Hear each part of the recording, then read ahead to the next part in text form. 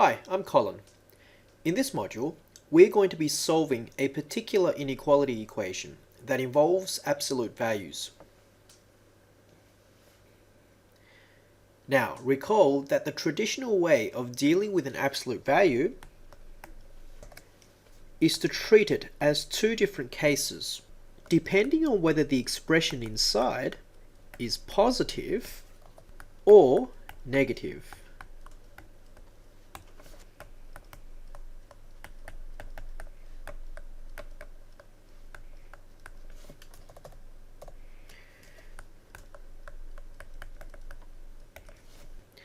Now here we have two absolute values in the equation we wish to solve, which would give us a total of 4 different cases to contend with, which quickly becomes very tedious.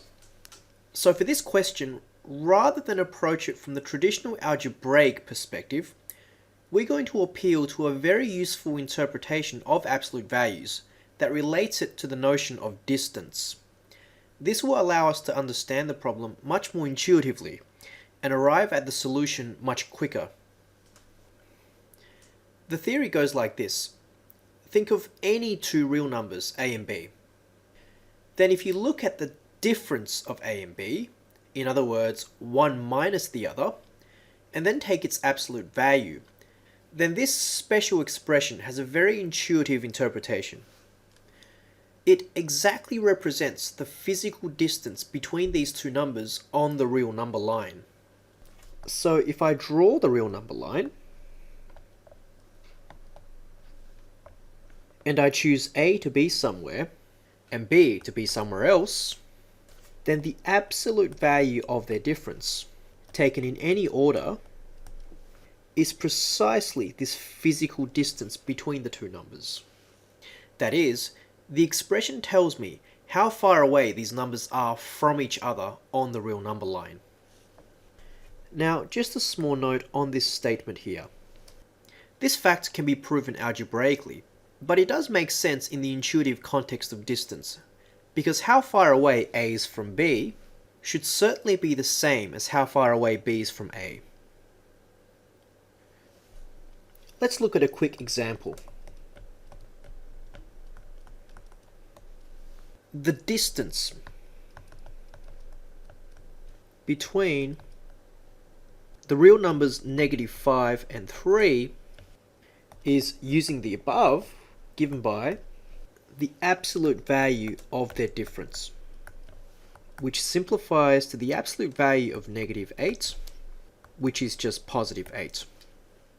And it shouldn't matter if we switch the order of the two numbers inside the absolute values, which should give us the same outcome. That is, instead of looking at -5 minus 3, we look at 3 minus -5, which simplifies to the absolute value of +8, which is again 8.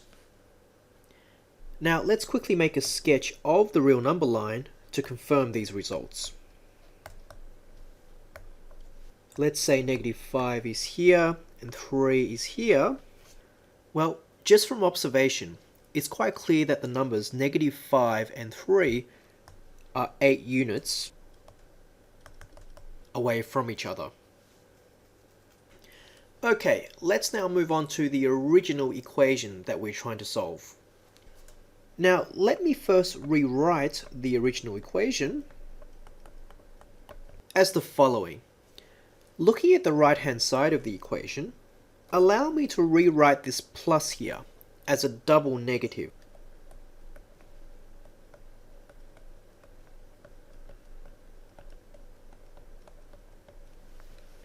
This may seem like a redundant or perhaps even confusing thing to do, but there is a good reason for doing this.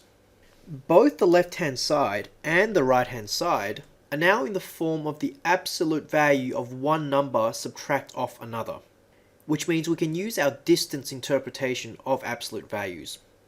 Let's plot the numbers -4 and 2 on the real number line.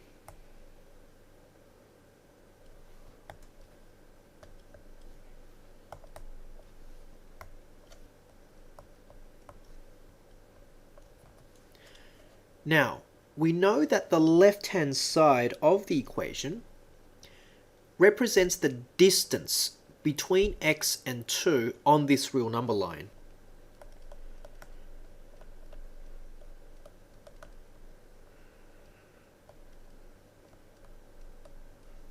And the right-hand side represents the distance between x and -4 on the real number line.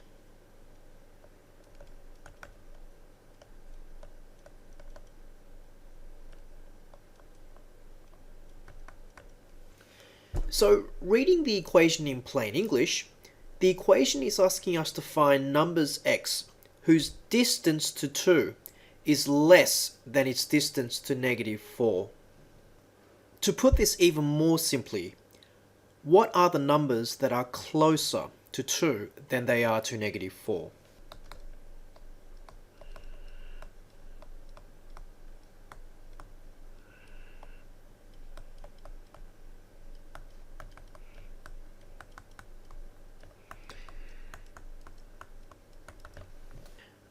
Well, we can observe that if we're exactly halfway between -4 and 2, then we're exactly the same distance away from both numbers, which is precisely 3 units. Thus, if we're anywhere greater than -1, in other words, in this interval over here, then we'll be closer to 2 than to -4. Thus, all the values of x greater than -1 are solutions to the equation. That is, the set of solutions is the interval of numbers between -1, not including -1, all the way to positive infinity. You'll find that many absolute value equations that you encounter can be interpreted in terms of distance, and you're highly encouraged to frame a problem in this way whenever possible or convenient.